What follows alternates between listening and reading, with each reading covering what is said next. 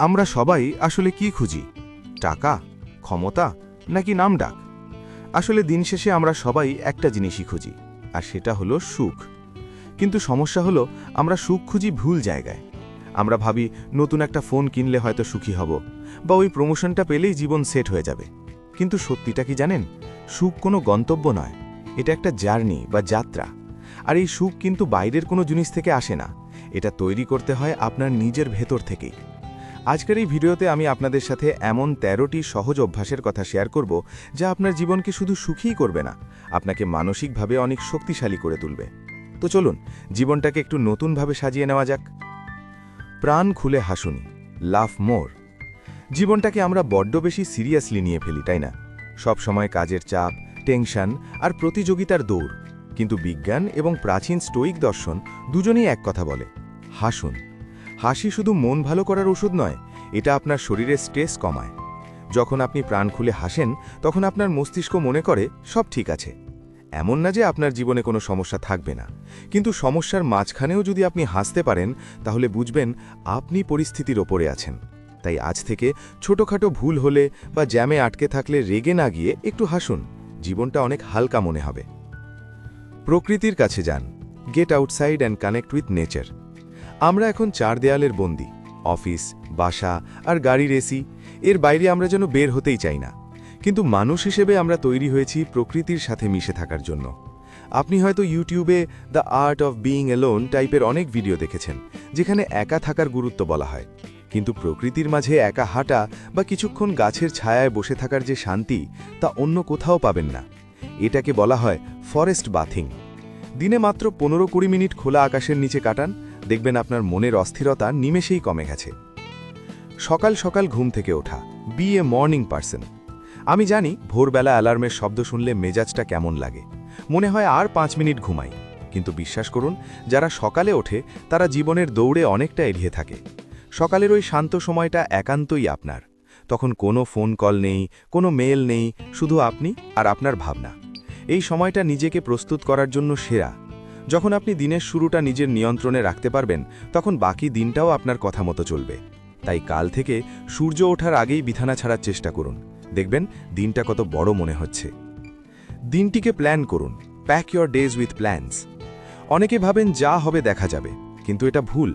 যাদের দিনের কোনো পরিকল্পনা থাকে না, তাদের সময়গুলো বালির মতো হাত গলে বেরিয়ে যায়। এর মানে এই নয় যে আপনাকে রোবট হতে হবে, কিন্তু আপনার দিনের একটা উদ্দেশ্য থাকতে হবে। আজ আপনি কি কি করবেন তার একটা ছোট লিস্ট করুন। যখন আপনি জানবেন আপনার গন্তব্য কোথায়, তখন আপনি অযথা সময় নষ্ট করবেন না। আর দিন শেষে যখন দেখবেন আপনার লিস্টের কাজগুলো শেষ হয়েছে, তখন যে তৃপ্তিটা পাবেন, সেটাই আসল সুখ। হাল ছাড়বেন না। আপনার কি এমন কোনো শখ ছিল যে আপনি ছেড়ে দিয়েছেন কারণ সেটা কঠিন মনে হচ্ছিল? গিটার শেখা, ছবি আঁকা বা নতুন কোনো ভাষা শেখা। দেখুন, ভালো কিছু সহজ হয় না। স্টোয়িকরা বলেন বাধা আসবেই, কিন্তু সেই বাধার ভয়ে প্রিয় কাজ ছেড়ে দেওয়া বোকামি। আপনি যখন কোনো কঠিন কাজ চালিয়ে যান এবং শেষ পর্যন্ত সফল হন, তখন আপনার আত্মবিশ্বাস আকাশ ছোঁয়া হয়ে যায়। তাই যেটা ভালোবাসেন সেটা আঁকড়ে ধরে থাকুন। মনে রাখবেন, আজকের কষ্টই আগামীকালের সাফল্য। দয়া প্রদর্শন করুন। দয়া বা কাইন্ডনেস এটা কোনো দুর্বলতা নয়, এটা একটা শক্তি। আপনি যখন কারো প্রতি একটু দয়া দেখান, তখন শুধু তার উপকার হয় না, আপনার নিজের মনের মধ্যেও একটা অদ্ভুত শান্তি কাজ করে। ধরুন, রিকশাওয়ালাকে একটু বাড়িয়ে দিলেন বা লিফটের দরজাটা কারোর জন্য ধরে রাখলেন। এই ছোট কাজগুলো আপনার ব্যক্তিত্বকে অনেক উঁচুতে নিয়ে যায়। আর একটা কথা প্রচলিত আছে, আপনি যা দেবেন তাই ফিরে পাবেন। তাই দয়া ছড়িয়ে দিন, পৃথিবীটা আপনার কাছে অনেক সুন্দর হয়ে উঠবে। হ্যাঁ বলা শিখুন। আমরা অনেকেই না বলতে পছন্দ করি। না, আজ যাব না, না এটা পারবো না। আমরা আমাদের কমফর্ট জোনে বা আরামের গণ্ডিতে থাকতে চাই, কিন্তু জীবনের আসল মজা ওই গণ্ডির বাইরে।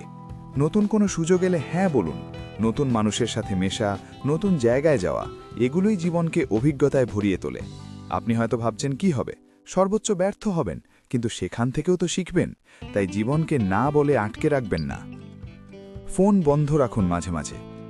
এটা আমাদের যুগের সবচেয়ে বড় ব্যাধি। আমরা মানুষের সাথে কথা বলি, কিন্তু চোখ থাকে ফোনের স্ক্রিনে।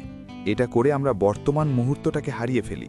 দিনে অন্তত কিছু সময়ের জন্য ফোনটা দূরে সরিয়ে রাখুন। খাওয়ার সময় বা পরিবারের সাথে আড্ডা দেওয়ার সময় ফোনটা অফ রাখুন। ইউটিউবে how to stop wasting time লিখে আমরা ভিডিও খুঁজি, অথচ আসল সমাধান তো আমাদের হাতেই। ফোনটা রেখে দিন, জীবনটাকে উপভোগ করুন। বিরতি নিন এবং ঘুরতে যান। কাজ করা ভালো, কিন্তু মেশিনের মতো কাজ করা নয়। মাঝে মাঝে ব্রেক নেওয়া খুব জরুরি। আপনি যদি একটানা কাজ করতেই থাকেন, তাহলে আপনার কাজের মান কমে যাবে এবং মেজাজ খিটখিটে হয়ে যাবে। সুযোগ পেলে ছোটখাটো ট্রিপে যান। দূরে কোথাও যেতে হবে এমন না, শহরের কাছেই কোথাও ঘুরে আসুন। এই ছোট বিরতিগুলো আপনাকে রিচার্জ করবে এবং আপনি দ্বিগুণ উৎসাহে কাজে ফিরতে পারবেন। প্রিয়জনদের সাথে সময় কাটান। দিন শেষে কাজ, টাকা, ক্যারিয়ার এগুলো কিছুই আপনার সাথে যাবে না। যা থাকবে তা হলো স্মৃতি, আর স্মৃতি তৈরি হয় বন্ধু আর পরিবারের সাথে। আমরা প্রায়ই ব্যস্ততার অজুহাতে প্রিয়জনদের অবহেলা করি, কিন্তু মনে রাখবেন, মানুষের সঙ্গই আমাদের বাঁচিয়ে রাখে। তাদের সাথে হাসুন, গল্প করুন। একা একা সফল হওয়ার চেয়ে সবাইকে নিয়ে ভালো থাকার আনন্দ অনেক বেশি। অন্যকে সাহায্য করুন। নিজের জন্য তো সবাই বাঁচে, কিন্তু অন্যের জন্য কিছু করার মধ্যে যে তৃপ্তি আছে তা অন্য কোথাও নেই। কাউকে সাহায্য করা মানে তাকে টাকা দিতে হবে এমন নয়। কারো বিপদে পাশে দাঁড়ান বা কাউকে একটু ভালো পরামর্শ দিন। আমরা সবাই একে অপরের সাথে যুক্ত। যখন আপনি অন্যকে সাহায্য করেন, তখন আপনি আসলে নিজেকেই সমৃদ্ধ করেন। যা আছে তাতেই ফোকাস করুন। আমাদের বড় সমস্যা হলো যা নেই তা নিয়ে আমরা আফসোস করি। অমুকের গাড়ি আছে, আমার নেই। ওর জীবন কত সুন্দর। এই তুলনা আমাদের অসুখী করে। কৃতজ্ঞতা বা গ্র্যাটিটিউড প্র্যাকটিস করুন। আপনার যা আছে, সুস্থ শরীর, মাথার ওপর ছাদ, দুবেলা খাবার, এগুলোর জন্য কৃতজ্ঞ হন। যখন আপনি নেই এর বদলে আছের দিকে তাকাবেন, তখন দেখবেন আপনি আসলে কত ধনী। ক্ষোভ ঝেড়ে ফেলুন। এবং সবশেষে সবচেয়ে জরুরি কথা, মনে কোনো ক্ষোভ বা রাগ পুষে রাখবেন না। কেউ আপনাকে কটু কথা বলেছে, তাকে ক্ষমা করে দিন। এটা তার জন্য নয়, আপনার নিজের শান্তির জন্য। রাগের বোঝা বয়ে বেড়ানো মানে নিজের পিঠে পাথর বেঁধে হাঁটা। আপনি হয়তো 10 Stoic lessons that will design your happiness টাইপের ভিডিওতে দেখেছেন যে ক্ষমা করা হলো সবচেয়ে বড় প্রতিশোধ। চুপচাপ ক্ষমা করে সামনে এগিয়ে যান, আপনার মন হালকা হয়ে যাবে। তো বন্ধুরা, সুখ আসলে কোনো জাদুর কাঠি নয়, এটাই ছোট ছোট অভ্যাসের সমষ্টি। এই 13টি অভ্যাসের মধ্যে আপনি আজ থেকে কোনটি শুরু করতে চান, কমেন্টে আমাকে অবশ্যই জানাবেন। আর যদি মনে হয় এই কথাগুলো আপনার জীবনে একটু হলেও পজিটিভ পরিবর্তন আনতে পারে, তাহলে ভিডিওটিতে একটা লাইক দিতে ভুলবেন না। এরকম আরও জীবনের গল্প আর নিজেকে ভালো রাখার উপায় জানতে এখনই সাবস্ক্রাইব করুন আমার চ্যানেল ভালোবাসার গল্পতে। আপনাদের ভালোবাসা পেলেই আমি নতুন নতুন গল্প নিয়ে আসার উৎসাহ পাই।